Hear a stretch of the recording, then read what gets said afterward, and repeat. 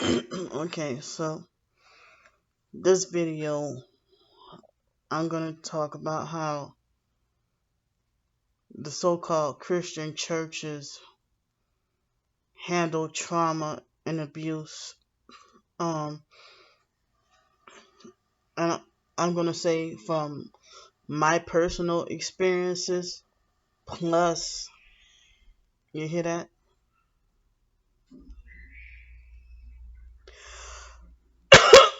Excuse me.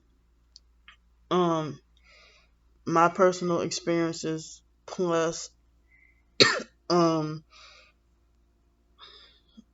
I'm going to say my personal experiences, plus, traumatic situations that I've seen online about people dealing with either child abuse, divorce, domestic violence, um, or whatever other kind of trauma and abuse. Basically, I know eventually we do have to forgive, and it's very hard. It's not that easy, and I think sometimes you need, I guess, to process your trauma and everything. It seems like the greater the abuse, the more quickly they want you to just forgive and forget and move on and stop dwelling on a negative and stop dwelling on the past and stuff like that.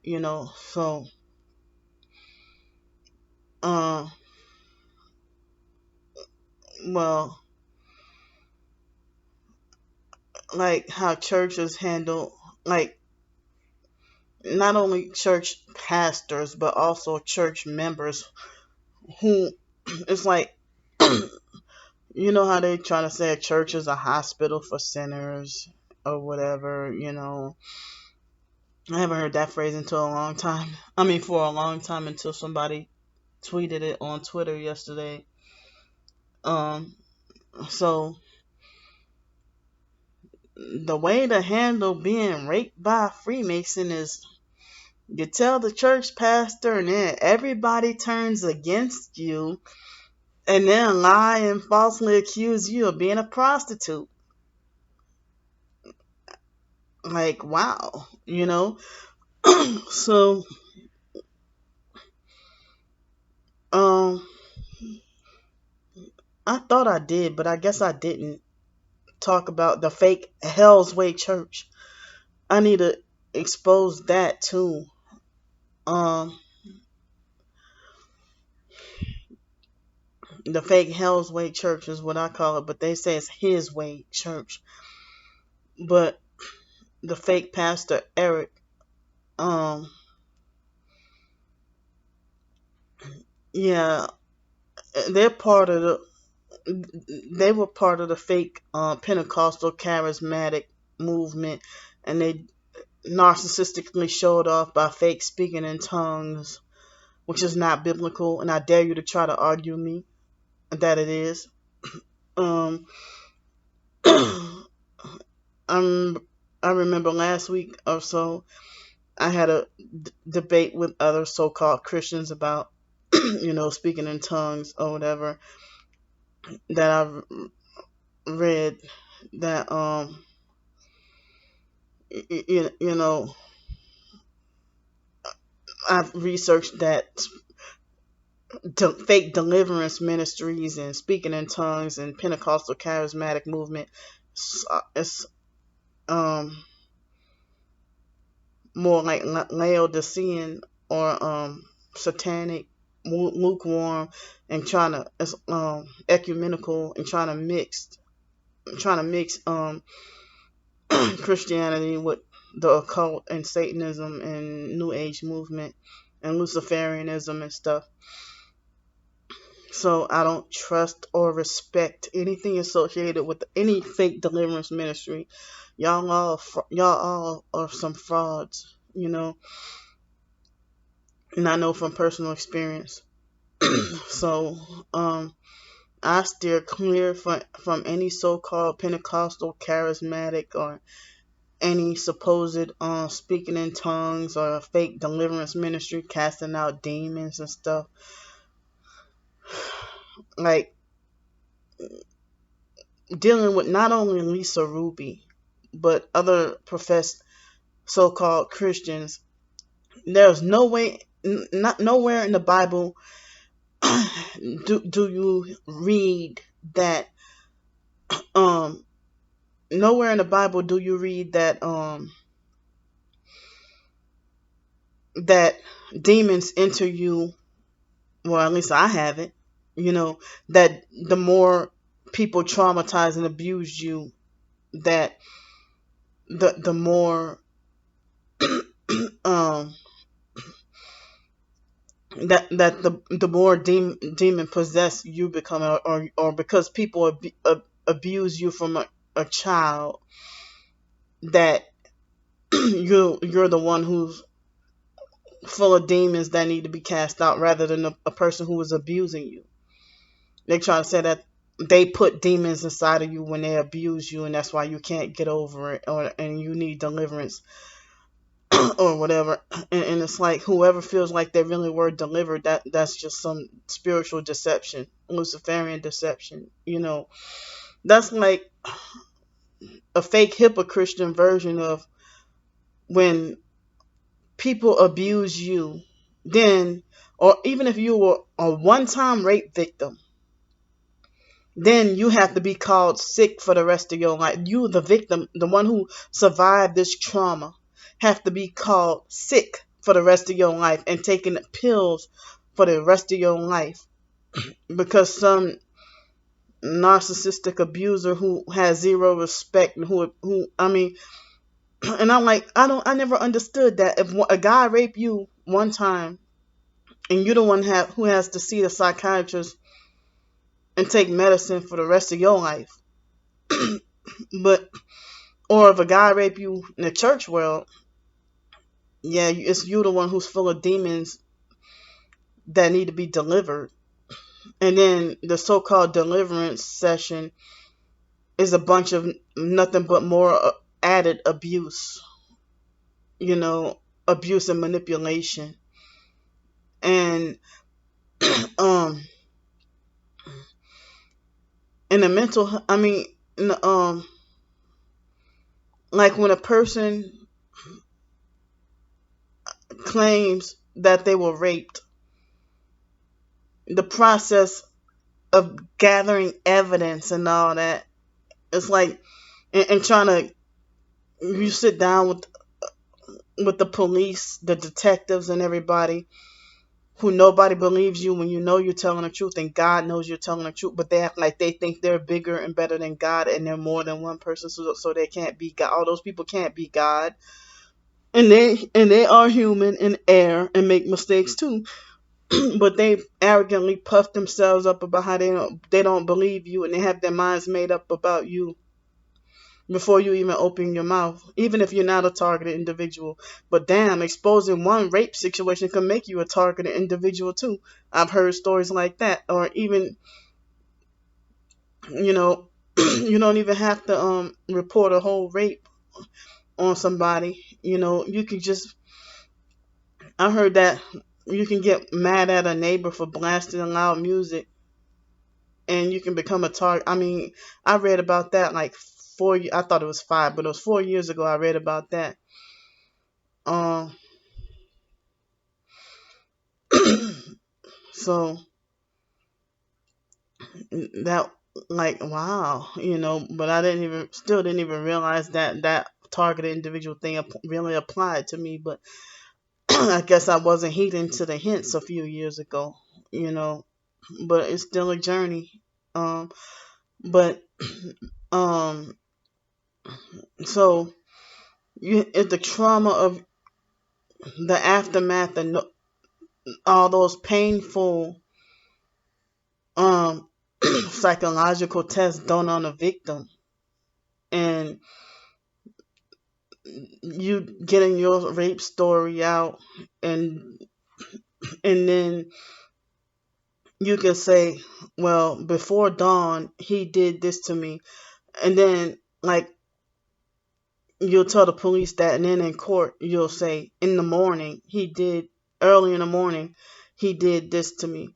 And then they want you to remember every little detail or whatever. Like before dawn and early in the morning both mean the same thing, but they'll use that one little thing to justify why they don't believe you or that you're lying.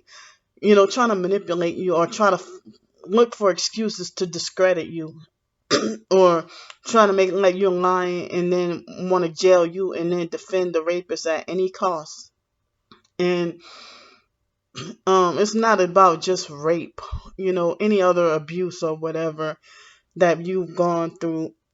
And people will make like as if you're crazy and nobody believe you, and then laugh in your face saying nobody believe you. And also you know the fact that the medical procedures, like the rape kit test, hurts, is torture, and then the psychological and mental, more like interrogation session that they put you through with the detectives and police officers and everything, and the law and the courts and the judges and everything, and then they come to that fake ass conclusion that you are not to be believed. And then you go to church, and the church all turn against you. All the church members turn against you. I mean, this is a true story that happened. All the church turn against you, and then start treating you extra vicious and be extra controlling and mean, and treat you like as if you're too dumb to think for yourself, or like you don't have any rights and no freedom, like you're not allowed to walk off by yourself to do anything. um and then all of a sudden they just turn around and be just vicious and nasty in church if they find out you were raped, or if you have a controlling and abusive boyfriend. And you know now this didn't happen to me, but I've heard it happen to other people.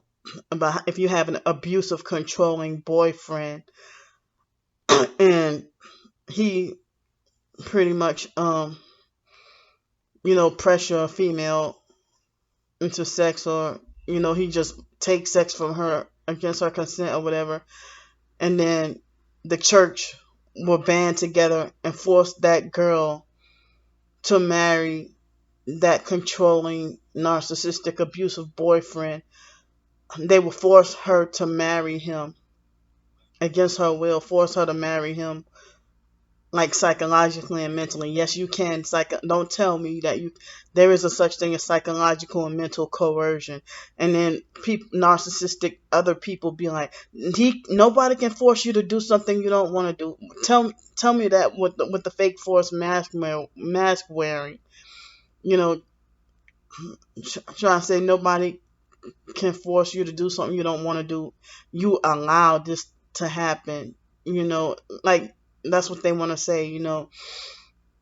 So if or if say if there is a couple that's already married, and the husband is extra abusive, like physically abusing and beating on her, controlling her finances, won't allow her any freedom, even if he's doing dirty stuff to the kids, and hide behind religion. Those are the worst ones, the ones who hide behind religion, or hide behind the Bible, or your Quran, or whatever other Jewish Torah, or hide behind whatever religious book to do your dirty work. you know um those are the worst. The religious ones are worse than the secular or not unbelieving ones. So like super controlling and abusive, and just treat you like.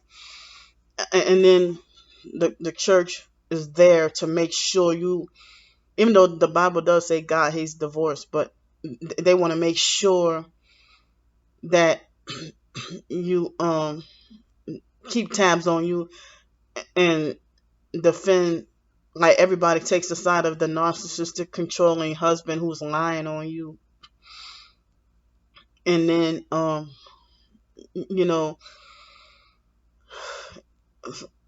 I like all of us targeted individuals, we know that if um we can't even go to church. We cannot go to church. And they say church is the body of Christ, not a building made with hands anyway. So people in this building called church um gang stalk you and follow you around and harass you and hide behind Jesus' name to do it. You know, before my other channel got shut down, I mean, me trying to go to church and they gang stalked me really heavy and harassed me even in at that church. Over me, it was under 40 degrees and they still wouldn't allow me to wear a hood over my head, and I was me being homeless, street homeless, and it was under 40 degrees, and they treated me like worse than an animal, and try to falsely accuse me of being a terrorist to my face. Falsely accused me of being a terrorist for wearing a hood over my head because I was freaking cold. you know, um, and I had some other stuff going on. But yeah, that whole channel got wrongfully deleted by actual perps, such as delusional chief slave faggot who delusionally believes he's chief handler. You're nobody's handler, you know. And he needs to stop saying the same old tired shit again.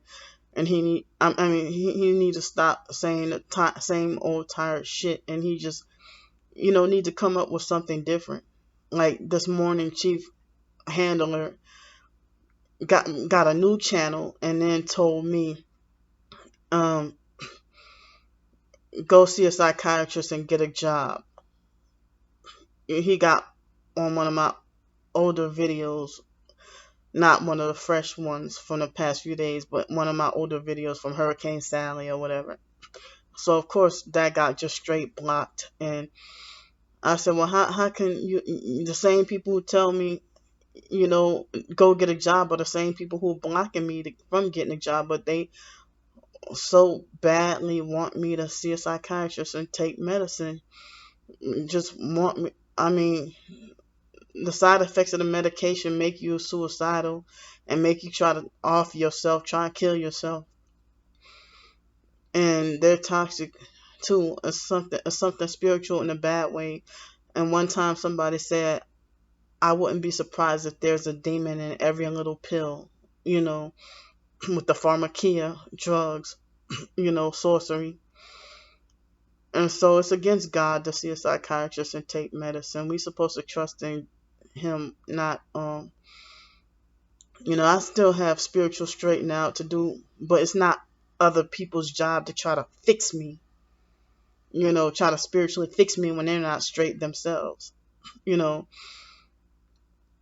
If you shove it down my throat that I need to read the Bible, pray, fast, or whatever, and then you turn around and say that you don't have time to do it, that you don't have time to read the Bible, pray, fast, but you sitting there trying to shove it down my throat, and assume that I'm not doing those things, that really gets underneath me and makes me, upset and triggering. you know it's not your job to keep tabs on me spiritually like that, to try to just control me. Rather, I mean, you don't do that to other professed Christians. And the ones who are doing people the dirtiest, you're not checking on them and seeing whether or not they're reading the Bible or praying or if they're fasting or whatever. You're not keeping tabs on what they do, you know. But it's like everybody wants to just tell me what to do. But the people who go around being abusive, why don't you check on them and say, well, you must not be reading the Bible because you go around gang stalking people, But nah, people don't do that, So it's like I've tried to go to a so-called Christian counselor, and I know I ain't supposed to curse, but yeah, they have self-righteous people on Twitter who've been like, well, if you say a curse word, I'm gonna unfollow you, and this and that, you know. So, or be forewarned that if I catch you cussing, then I'm gonna unfollow you. Self-right, just fake and self-righteous.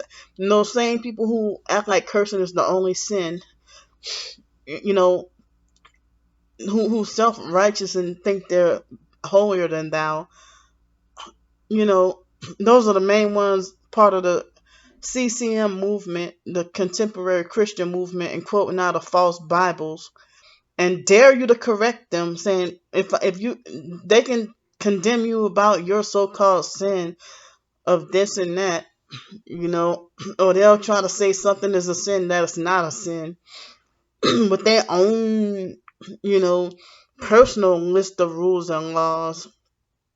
But then when they come to to pointing out their flaws, they be like, "Oh, God is not about rules and regulations." But then they tell you about rules and regulations, when it suits them, their benefit. So I didn't realize that corruption in the church, like wicked shepherds, battering the sheep, um, they call them religious sociopaths, and so being psychologically and mentally battered and beat down um, by religious sociopaths, it's like a fake hypocritian version of narcissistic abuse, but in the church. And the same way it's like domestic violence, it's like narcissistic abuse in the home, you know.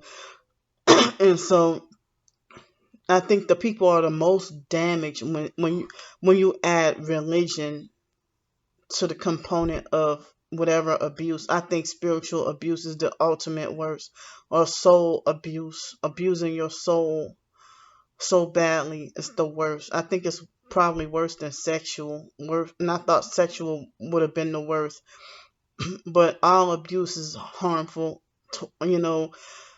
And it's like if I go to a so-called Christian counselor, the so-called Christian counselor would make it like as if you're gossiping or backbiting your abuser, and then they'll say that you gossiping, quote unquote, well, their version of you gossiping and backbiting, when you're just trying to tell the Christian counselor what you're going through and just talking about your problems, like as if you would a secular counselor.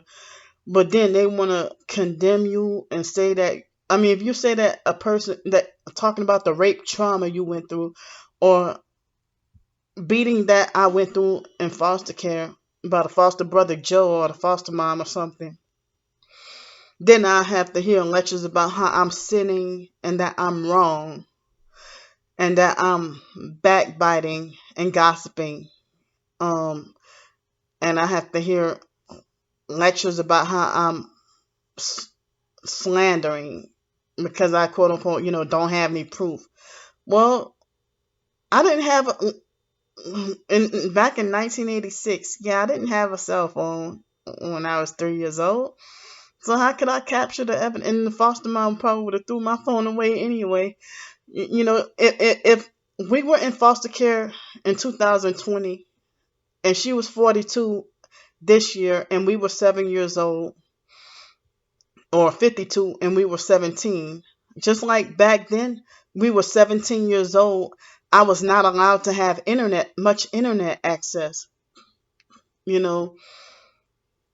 And then when I was 22 years old, after Hurricane Katrina, and living with back with the foster mom, because my place got destroyed and I didn't have anywhere else to go, and everybody directed me to go live there, and that was before I woke up to the truth totally to the truth about everything. Everybody would direct me to go live with the foster mom, so it seemed like as if we're forced to depend on her for the rest of our lives. But I found a way out of that,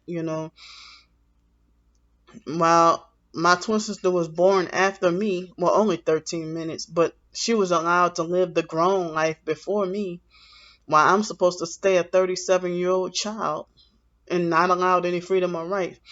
But in 2006, when the fake foster family, I figure I was shocked that they even allowed me to use their internet, and I didn't have enough money to have my own internet in their house, and they wouldn't have allowed it anyway. Yeah, I was 22 years old and living with the foster mom. She allowed her biological daughter, Shelly, to have dogs and stuff, but I wasn't allowed. She would not allow me to have a pet cat, and that even if the cat stayed in my room, she would not allow me to have. That's how controlling and abusive she was. I was at 22 years old, not allowed to have a cat, and so they allowed me to have internet so that they can stalk and spy on all of my internet activity, everything I do. And then the mentally slow, crazy biological family members like that retarded fag Mark was doing the same thing. Like,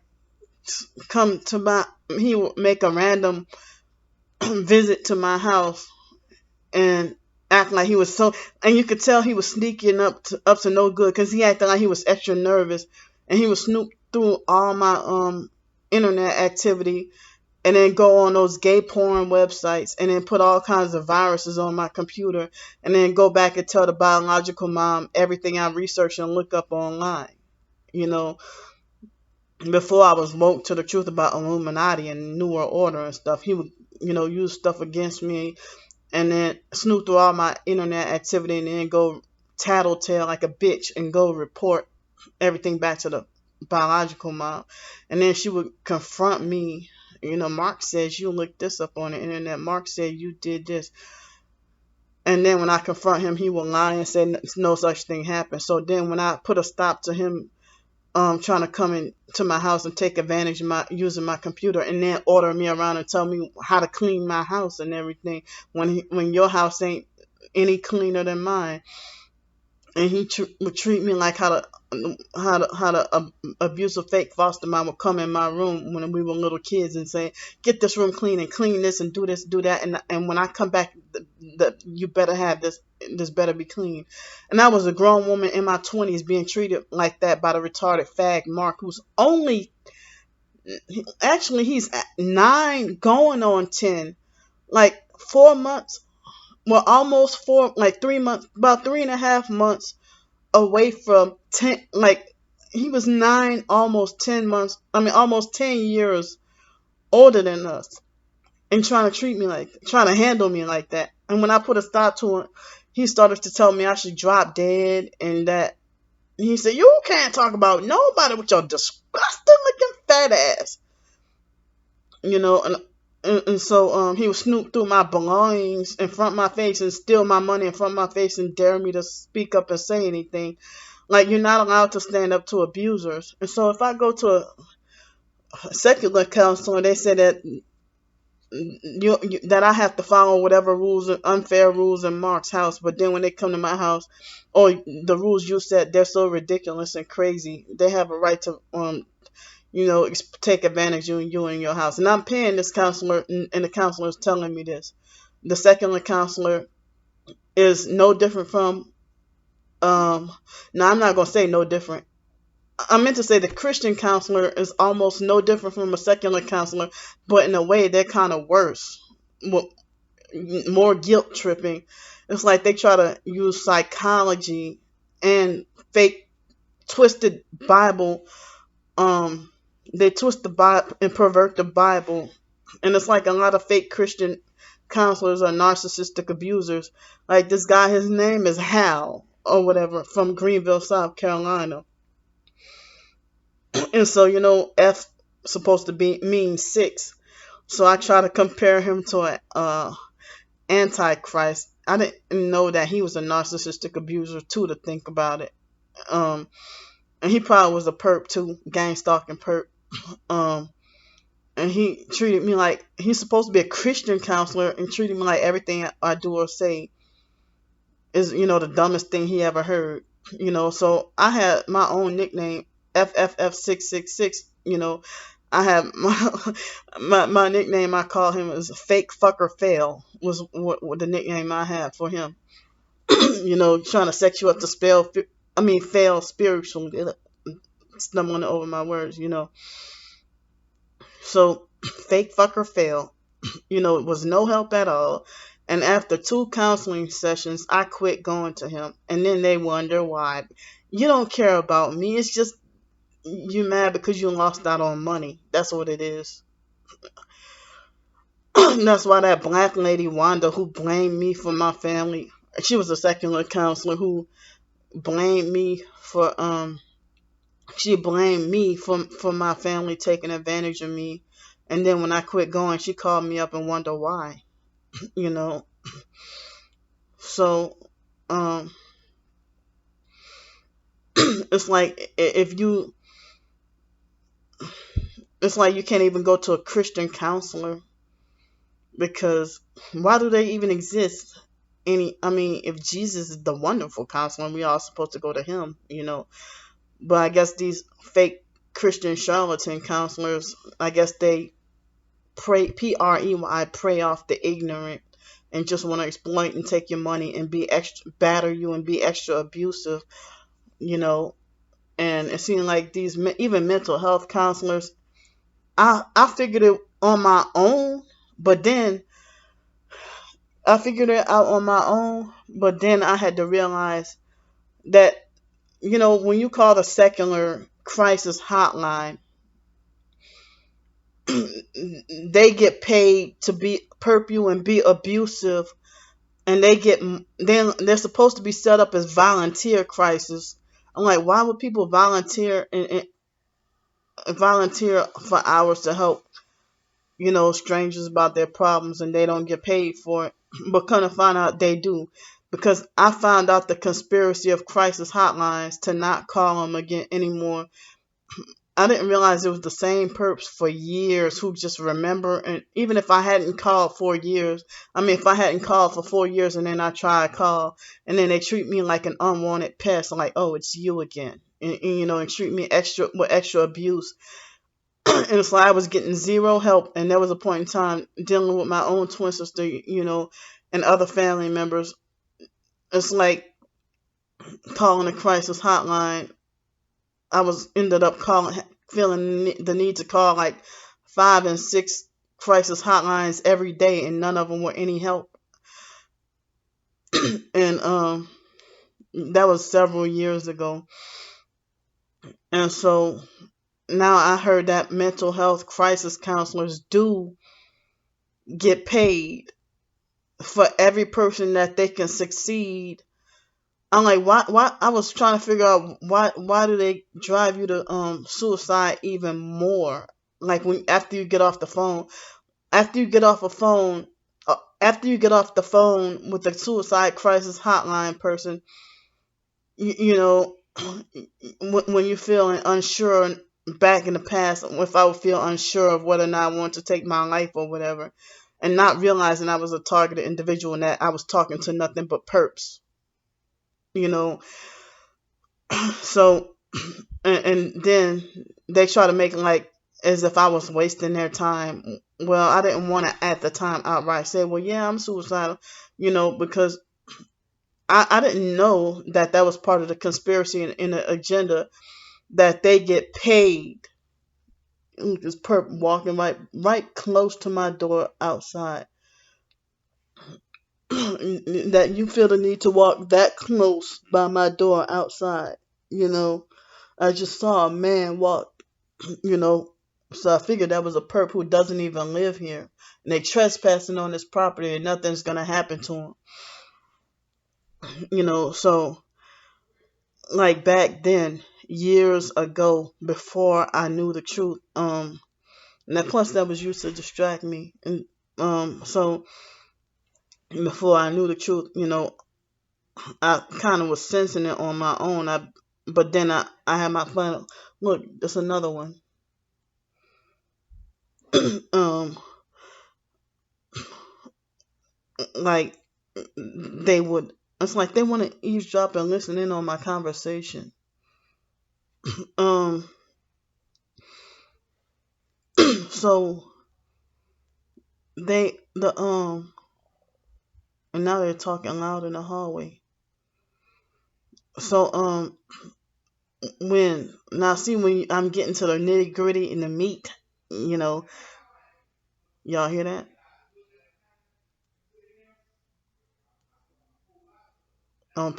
Wicked, wicked.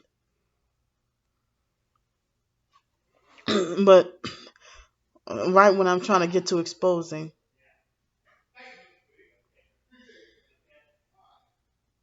ignorant. But anyway, um, I had to I caught on to it on my own, but I had my final good thing I didn't lose my train of thought. But I caught on to it on my own that and then I had my final confirmation that the fake crisis hotline, the suicide hotline, when you call 1-800 suicide or 1-800 I don't even remember the you hear that's another one walking the third one walking on I saw he was wearing a tall man wearing green just now. Um and they're walking so close by my door. So that's the third guy. So anyway, um so the crisis hotline people, I had my final confirmation that others also say that if they're supposed to be volunteer but they get paid, that's fucking sick and sadistic that they get paid for. And plus I also read it in 2012, The Hidden Side of Psychiatry, about how, and I'm gonna try to find that link and I'm gonna post the link in the description box of The Hidden Side of Psychiatry that they post. I mean, The Hidden Side of Psychiatry, um, a book by Dr. Gary Null. I'm gonna find that and try to remember to post the link about how basically the more they can, well, even with us targeted individuals, whether you're a mental patient or not, or targeted individual or not, I don't think all mental patients are targeted. I could be wrong, but all targeted people don't see a psychiatrist either. So I don't even know if it's possible to be a mental patient but not be targeted. But it definitely is some mind control. And so it's very sick. And I'm going to say very fucking sick for, um, yeah, I can't even, I just remember the last numbers is, the last four numbers is 8255, the suicide hotline. But y'all know the some of y'all might know the suicide hotline number. But I noticed that they give one time I accidentally didn't realize till the end of the conversation, but one time I accidentally dialed the military side by accident, and that person turned out to be very patient and supportive and everything like that. But I guess it's for civilian that's non-military that gets so much abuse and attacks. But I don't even know if it was because that was military, or but maybe it was that just that person. But I don't even know if they probably dog military people out like that too. PTSD war vets, that you brainwash people to go into your military and fight your wars, and then leave a lot of military vets homeless on the streets, and they're probably targeted individuals too, and they have this PTSD and develop quote unquote schizophrenia or whatever from the meds that you give them that make them have those symptoms. And so people in the military are basically like another satanic MK Ultra experiment, fighting the wars of sociopaths and psychopaths, invisible wars, you know, the wars and rumors of wars, you know. And so some people say that being in a cult or one-on-one narcissistic abuse is like what I went through, they said it's worse than being in PTSD, military combat veteran. You know that because they said that the military combat and war, y'all already adults, and it's only more like temporary. But this starts off from fracturing my mind as a child or any other child. And being in foster care and a cult and narcissistic abuse, and people making like my story is not worthy to be heard, or my problems aren't that serious, you know. And so anyway, dealing with the crisis hotline, they get paid more money for the more people they can succeed at, to tell to get. It's like they want to try to entice you to say you're suicidal, or else you're wasting their time. And they say, come on, we don't have time to listen to you. I thought, well, the automated system says that even if you're not suicidal, if you just simply need someone to talk to, we're here to help. So why they turn me down and say I'm wasting their time, that I have to be more like, I have to be, they actually made it like as if I had to have already swallowed some pills or shot myself or harmed myself, and then and that's the only way that they can quote unquote help me.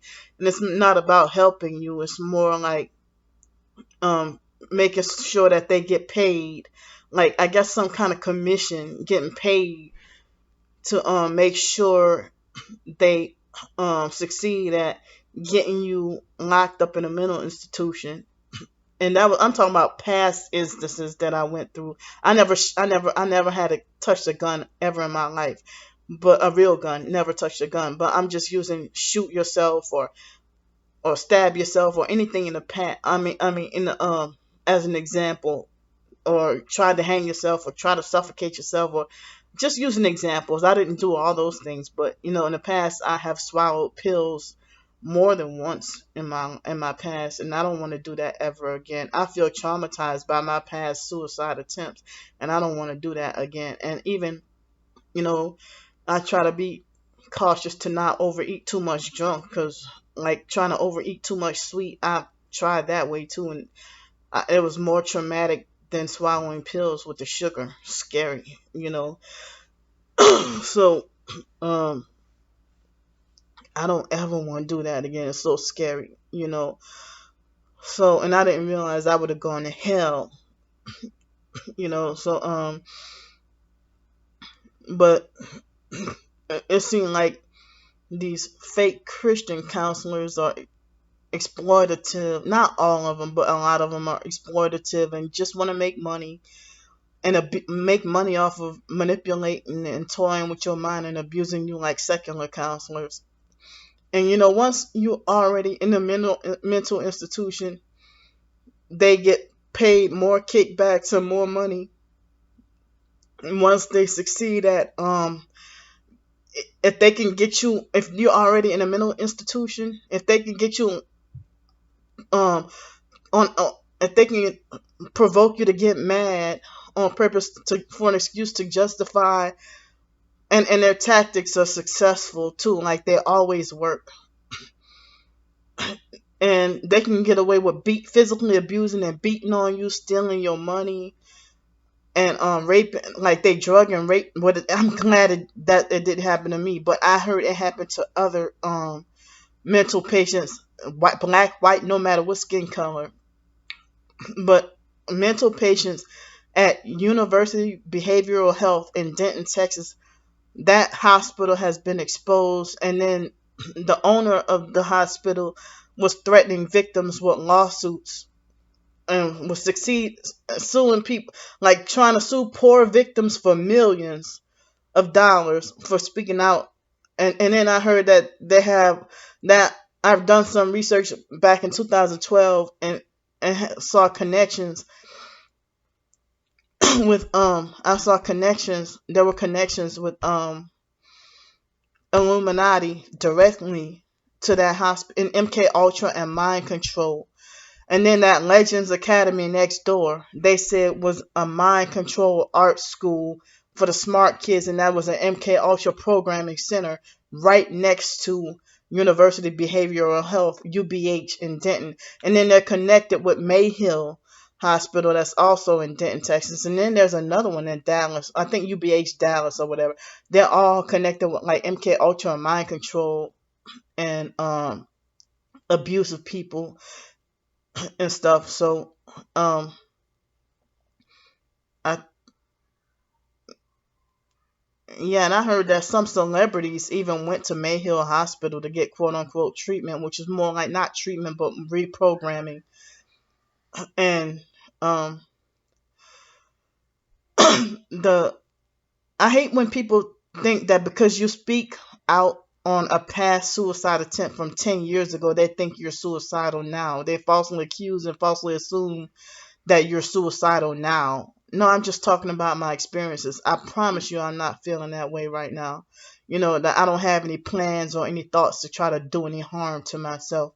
I'm just speaking on past experiences, on not my experience, but other people as well. So if I'm sorry, I seem like I'm rambling or whatever. They got so many distractions, like the kids screaming in the hallway, perps passing close by my door and stuff. So um it's like the they also get paid more money when they can get you to like lose your temper and go off when they provoke you, even other patients. And I didn't realize that there was a few targeted individuals who were saying that they even bring perps to jail. See that?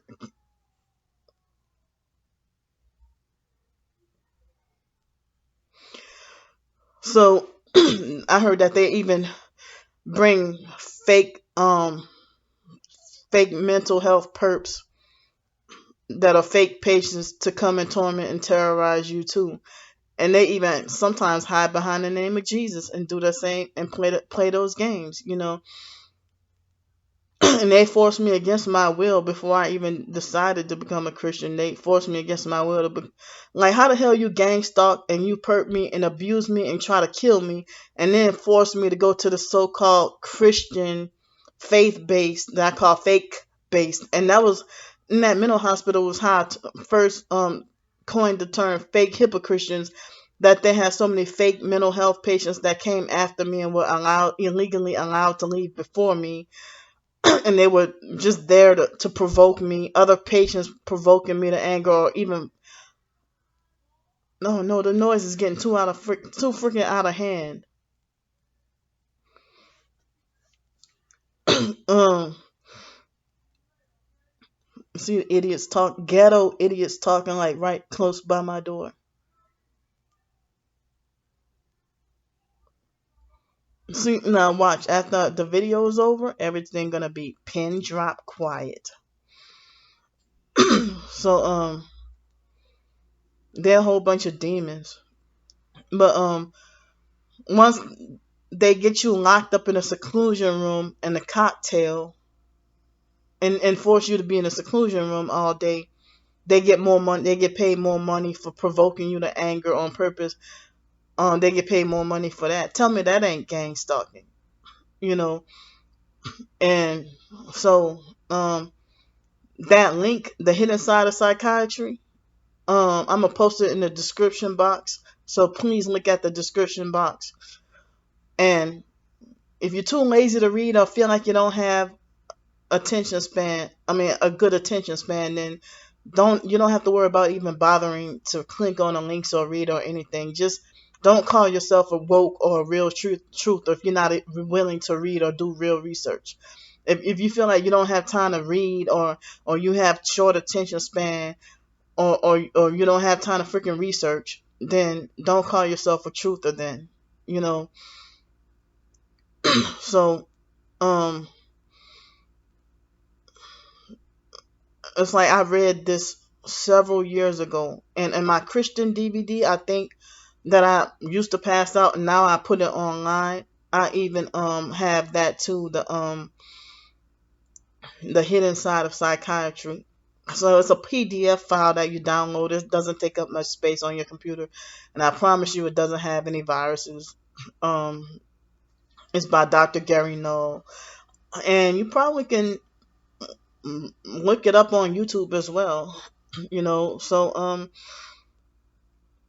So they forced me to go to a faith-based group where they were self-righteous, and that's how I ended up coining the term fake hypocrite, because you know they did everything else sinful, but I'm the only one who was a sinner and the wrong person by cursing. I wasn't even a Christian yet, but they forced me against my will to go there after they rough handled and tortured and beat me. And then they forced me against my will to go in a faith-based group where even the fake chaplain was abusive and mean and insensitive. But then, like the cult that I was in, the fake IDMR cult growing up, the Luciferian cult or whatever, that I grew up in, the Masonic Luciferian cult, that I was forced in. I you know, they didn't, and I think they never taught forgiveness. And New Orleans people in general don't care about forgiveness. I was never really forgiven. For if somebody get mad at me, the majority of people who I went to school with still hate me from events that happened in junior high, and still turn their nose up at me and grudge against me and don't like me. So I thought it was bizarre, that person was trying to say that mental illness is a sin and unforgiveness is a sin. And well, why the hell are you in a mental hospital then? if you say mental illness is a sin and anxiety is a sin, depression is a sin, and unforgiveness is a sin, and I thought he was talking crazy because I never heard that before. And so it's like, even I was forced against my will to go to outpatient mental health. It was another fake faith based supposed Christian. That was where that lady tried to say, why do you keep trying to kill yourself? But those are the same people who agreed that I deserved for the 6 men to rough handle me and try to suffocate and try to kill me. And people have been murdered and have died in that mental hospital, and it's been covered up. And people trying to seek justice is being shut down. And they're probably being targeted individuals in their lives and don't even realize it. So, but if you go to a faith-based or so-called Christian, and then they had a so-called Christian crisis hotline, where it was a female who was brutally more abusive and more brutal than the already brutal secular crisis hotlines that they had. And it's like, I don't understand, how you're supposed to be faith-based or supposedly Christian and you're brutal and rude as hell. This is something different from mental health, but I remember they had this, I think it was YouTube, I found them, the Gospel of Christ, and which is in Tennessee. They had like some YouTube videos or some videos on their website, the Gospel of Christ. And when I called to ask, I called to ask a question, and it was a female church secretary, who answered the phone and was extra rude. It didn't have anything to do with mental health, but what I was just talking about made me think about that. But it's like, they have the rudest, meanest people who are supposedly church related, and they're the ones who turn their nose up and puff themselves up about, well, if you still sinning after you've made your confession to God, then you haven't really repented of your sins. And they just turn, even though the statement is true. But don't be hypocritical about it, though. Don't point out something like that and then you be self-righteous and arrogant and turning your nose up, and like, when I was at that fake homeless shelter in Greenville, South Carolina, I found out Fake Salvation Army is a Masonic cult too. And this that opened up a whole can of worms on the fake Salvation Army. The fake Salvationists, they're a cult also, and they must have the red shield is a cult, you know. Um, so one of the guys who was driving the van to take us somewhere, I don't remember where. Oh, we went to some conference or whatever, and everybody treated me mean and singled me out and perked me, and I didn't know I was gang stalked at the time. And after you perk me and treat me mean and say something smart ass, and then he said, that's how, and he was obese and big too, you know. But he said, that's how you know when you're saved, when you don't curse, when you bump your head. And him and his family, they were Canadian. But when they were acting like as if I was forbidden to talk about my Los Angeles experiences or anything bad that I went through in Los Angeles. And so when he was talking about how he did something somewhere in California, and I said, "Oh, what city were you in?" And then he said, with an attitude, he said, "Smart ass," and he's Los Angeles. And then next thing you know, later on, he revealed that he did whatever he was talking about. He said he was talking later on in the conversation. He mentioned how it was in Stockton, California, or something like that, from what I think I remember. So, I felt singled out and like I was forced to keep my mouth shut while everybody else, like, they all treated me mean and ganged up on me and were giving me the silent treatment and turning nose up at me at the at that fake Salvation Army conference that we went to in 2016. Um so but I'm like, you just say you're saved. If you saved, you wouldn't lie, but I don't think I'm safe, and I know I have a lot of spiritual work to do. But it's, as I said, it's not anybody else's job to try to keep tabs on me. But I mean, we do need fellowship, but I don't need anybody to act like they set themselves up as my spiritual coach or some freaking handler or something to keep tabs on making sure I serve God the way they want me to, rather than the biblical way to serve. And then they have their own pet sins that they hold on to, and then when you point out their hypocrisy, then they get defensive or they attack you or whatever. I'm just freaking sick of that. I just rather serve God on my own free will rather than somebody breathing down my neck, making sure I'm doing this and doing that, when you don't treat other Christians like that. And it seems like as if y'all doing that on purpose like as if y'all want to turn me away from the Bible, in which I'm not going to try to do that.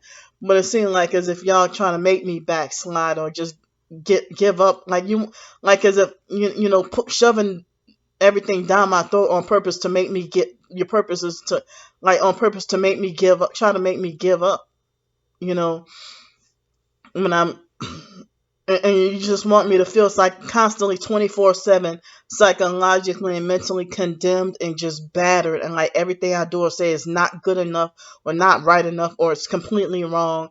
And it's like a so-called fake hypocritian version of the way the secular people treat me, like almost no different, but just add Bible to it, add perverted Bible, to it, because you self-righteously condemn people about, their sin or whatever, but then nobody can tell you about the forced mask wearing being wrong, or nobody can tell you about social distancing being wrong, or that nobody can rebuke your church, the way you run your church, and nobody can tell you, you're supposed to read the King James Bible. Nobody, then they falsely accuse you of being a cult if you tell them that the King James Bible is the closest to the truth, or it is the truth, and um they don't. I mean, they want to hold on to their NIV or New Living Translation or Contemporary English Version or Revised Standard Version, all these different versions, that make you more confused, you know.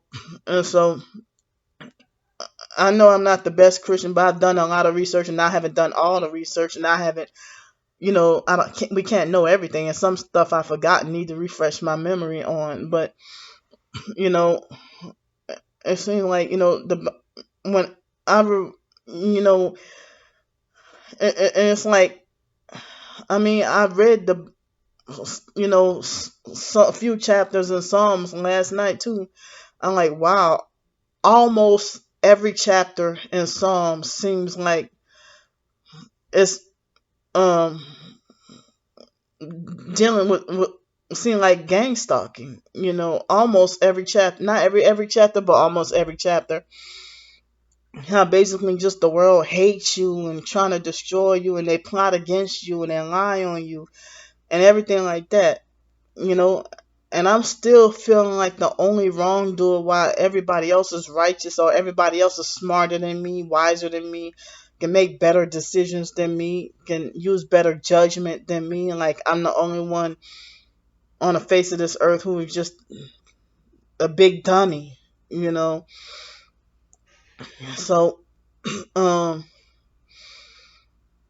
it's like I know I talk about a lot of different things, but how the church really handles like the I guess the church won't help you with your trauma and abuse, because pretty much a lot of these fake church pastors are miniature cult leaders, and they're megalomaniacs, and they're narcissistic abusers themselves who get caught up in a lot of sins, that like adultery and stuff, and they beat their wife. The church pastor himself would beat and choke his wife and cheat on her, and then you go without shame go and preach right and wrong on Sunday morning, or they ignore you and dismiss you if you try to get the pastor to pray for MK Ultra victims, or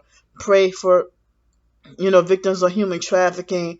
If you try to make awareness to target individuals and gang stalking, or if you talk about GMO or anything that's the truth, because a lot of them are 501c3 sellout, and they're supposed to be silent on the truth, and just almost like so many churches in Los Angeles that I've gone to, and all they want to talk about is prostitution and pimping and football. That's all they want to talk about.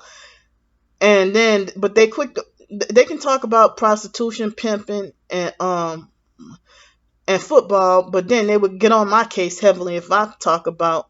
I mean, if I say a curse word, if they provoke me, like pop their gum in church on purpose, and I end up having a Tourette's outburst, because end up having a Tourette's episode, and then they would condemn you, you curse, whatever, So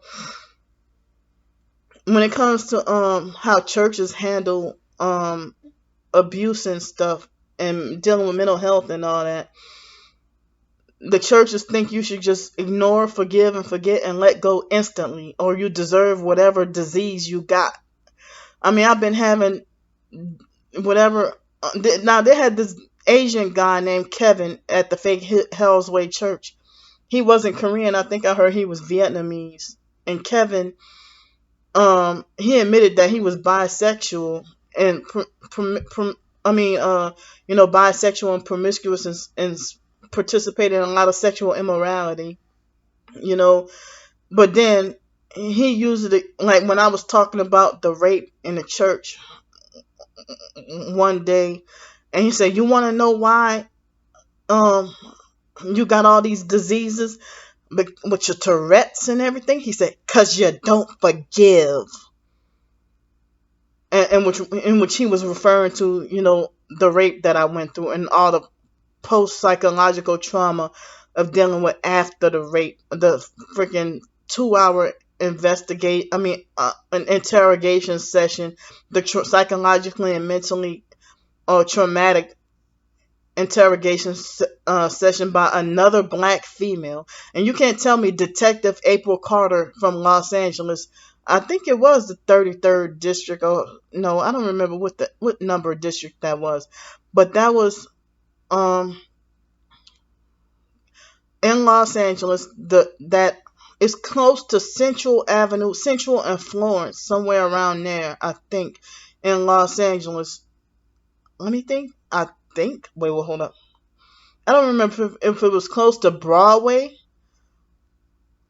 I think it was 7777 Broadway. Broadway or no, it wasn't Central and Florence. It was, I think it was close to Broadway in Los Angeles.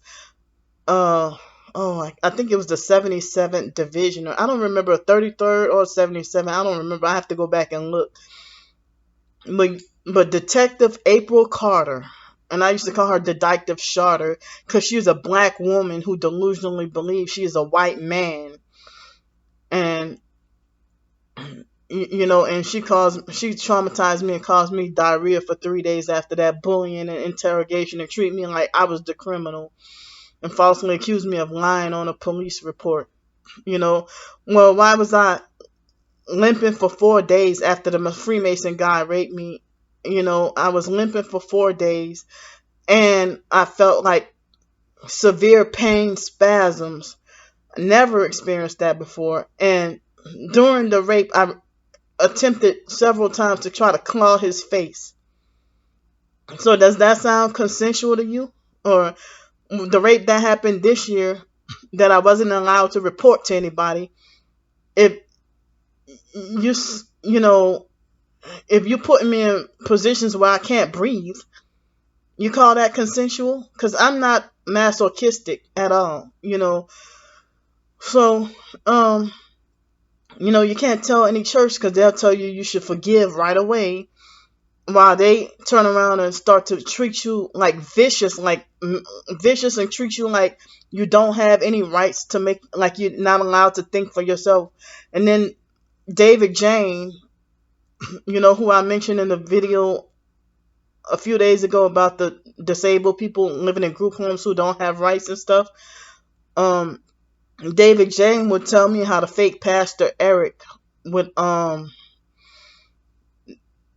would when I refused to, when I was depressed and staying at home and refused to go to church, and then they would bully and threaten me into coming back, and blackmail and threaten me into coming back when I didn't want to go. But they clearly singled me out and treated me different, and I was never the favorite. But everybody else had their turns of being the favorite except me. And the most popular people in the church are the ones who don't do shit. Who don't do anything good, And the fake Hell's Way Church, Eric would always he used to brag about how he used to be a pimp and stuff, and then he went to prison or whatever. He bragged about how he used to be a pimp and stuff. And so each and every after church sermon, he would brag about the prostitutes and the pimps or whatever.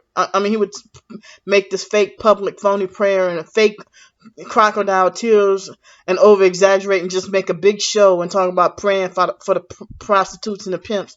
And that's all he cared to pray for, is the prostitutes and the pimps. And then no wonder he that's why I need to do a different video. I don't know if I'll do it today, but I need to do a different video talking about Eric being a registered sex offender, him being a false pastor and exploitative, and being a registered sex offender. Eric Gullickson was his name, Eric Jason Gullickson or whatever is his name. And he would, I'm like, no wonder he ignored me about being raped. But then he had a girlfriend who her name was Melissa, and she started to be extra abusive and mean to, like, she used to love me, she used to be nice and respectful, but once I talked about the rape, they were doing a fake church movie night that night, and I didn't know that movie night or whatever was not how God would want the church to be run or whatever. But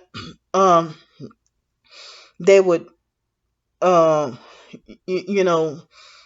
I mentioned that movie night, I mentioned about the rape, and that's when it was a small church, but everybody turned against me and started to be extra abusive and stuff. And I heard, I said before about how if you're already married or whatever, if a woman is married and it's like the church won't allow the woman to divorce the abusive man, and then he become increasingly more manipulative and abusive until her own husband murders her and then cover it up, and then he'll lie and say that she was crazy and committed suicide and stuff like that. I'm like, wow, that is dirty, you know. So it seems like even if you can't even, the church pastor will ignore you if you go talk about whatever trauma and abuse you've been through. And then they had this other church where I think I saw the pastor, but I never got to talk to him. This other church called Friendly Friendship Baptist Church or whatever. And I'm like, wow, what kind of friendly church is this when everybody's a narcissistic abuser and a perp? But I didn't realize at the time. And this lady named Miss Linda, I used to call her the high young old whore, Miss Linda, who she was 62 years old, and she was highly narcissistic, and she was a hypocrite right in front of your face. But she was very highly narcissistic and abusive and mean. And then they had this brown skinned lady who was also like, how the hell at least 3 women in the church were abusive enough that they made me just break down and cry in front of everybody. And when I would, like churches, I was wondering why when I would tell churches about my abuse story and the cult growing up and everything. I knew about the cult and stuff because I had done research about that, but I didn't know at the time about the gang stalking and targeting individual and stuff. And it's like they all thought I was crazy and refused to listen to me just talk about the cult that I've been in and talk about my child abuse and that I need help and stuff. And they just oppressed and abused me even more. And like the women who supposedly leaders in the church, that fake Friendly Baptist church or whatever, they were extra abusive and mean. And each day they were so hard and mean that I cried every day. It was like a vacation Bible school. And one lady yelled at me like a child the first day. And she's like, if you would have been paying attention, you know. And then I just bust out crying in front of the whole church, in front of everybody. And there was nobody to hold me, hug me, or console me or anything. I was just looked at as to be a crazy person, like treated like an alien from outer space, you know. And I just bust out crying. And then, you know, and it seemed like it's just so much, even members abusing each other. Not even, it doesn't even have to be a pastor, but even members abusing each other in the church and controlling and making your decisions for you and ordering you around, telling you what to do. And that's another form of narcissistic abuse or spiritual abuse in church. You know, and it seems like the more traumatized and the more hurt you are, they add onto more hurt rather than helping console you or make you feel better. But then they're like, oh, it's not his job to console you. Well, it's not his job to kick me down and judge me either. You know, if you're judging me as the sinner because somebody else did something to me, doesn't even have to be rape. But if somebody choked me and strangled me and tried to kill me and then kick me in the stomach or whatever for no reason at all, like a gang member, because I remember in Los Angeles, that specifically didn't happen, but I just used for an example. But gang members random gang members in Los Angeles, whether it be Bloods or Crips, they were probably gang members who are gang stalkers too, and just like random assaults for no reason at all by random gang members, and leave me afraid that they're gonna kill me. And then people just automatically assume and bully, harass, and lecture me saying, well, you shouldn't be out at night. I'm 37 years old now. I'm 37, but I was a grown-ass woman. I'm like, you just assume just because a crime happened to me that must mean it was at night. When the Freemason guy raped me, it was still it was still daylight. You know, and like the year before that Giovanni guy, when he raped me, it was like 11 o'clock in the morning. You know, so when somebody does me something dirty, that's everybody's automatic response. Well, you shouldn't be running the streets at night. Well, now I'm homeless on the streets and nobody gives a damn. At the moment, I'm in a hotel, but I've said that before. When I have my own place, I have to hear lectures like I'm a fucking child about, you shouldn't run the streets at night. I'm like, well, you don't even know what time of the day it happened, you just assume that just because it was a crime, then it must have been at night that it happened, and say, oh, you shouldn't be in the streets or at night. And I don't even run the streets. When I have my own place, I stay home, and I leave. I don't even leave the house that much. So. But then when I'm homeless on the streets, nobody gives a damn, and then they get mad at any attempt for me to get a shelter or a roof over my head or housing or anything like that. So I'm done talking about this. This could have the time could have been shortened if it weren't for distractions. So I'm gonna see y'all later, and thanks for listening. Bye bye.